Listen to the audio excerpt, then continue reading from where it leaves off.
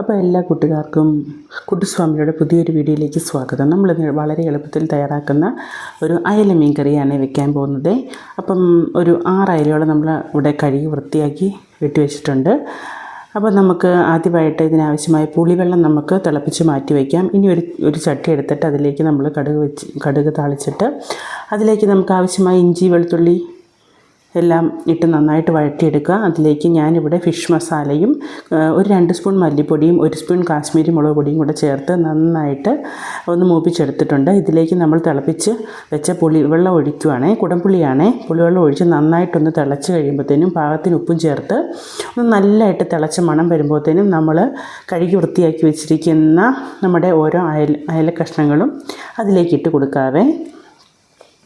ഇനി മീൻകറി നന്നായിട്ട് തിളച്ച് പറ്റി കുറുകി വരുമ്പോഴത്തേക്കിനും പാകത്തിന് ഉപ്പും കൂടെ നോക്കിക്കഴിഞ്ഞാൽ നമ്മുടെ അടിപൊളി വളരെ വേഗത്തിൽ തയ്യാറാക്കുന്ന മീൻകറി ഇവിടെ റെഡി ആയിട്ടുണ്ടേ. സൂപ്പർ മീൻകറിയാണ് കേട്ടോ. അപ്പം നമ്മൾ ഇത്തിരി ചോറ് കൂട്ടി, ഇപ്പോൾ സമയം ഉച്ചയായി കേട്ടോ. അപ്പം മീൻകറി വെന്തു. അപ്പോൾ ഇത്തിരി ചോറ് കൂട്ടി നമ്മുടെ ഈ അയല മീൻകറി കൂട്ടി ഒന്ന് ചോറ് ഉണ്ണാട്ടോ. വിശന്നിട്ട് വയ്യ സത്യമായിട്ടും. അപ്പം നല്ല ഇത് കണ്ടോ, അതിൻ്റെ ചാറ് കണ്ടോ, നല്ല കുറുകിയാണ് വന്നിരിക്കുന്നത്.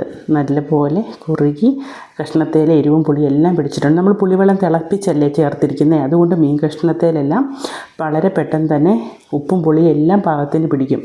അപ്പം ഞാൻ ചോറുണ്ടട്ടെ. അപ്പം നിങ്ങളെല്ലാവരും ചോറുണ്ടോ? അപ്പോൾ ഇനി അടുത്തൊരു വീഡിയോ ആയിട്ടും വരും വരെ ബൈ ബൈ. എല്ലാവരും ഇതുണ്ടാക്കി നോക്കണേ. അടിപൊളി ടേസ്റ്റാണ് കേട്ടോ.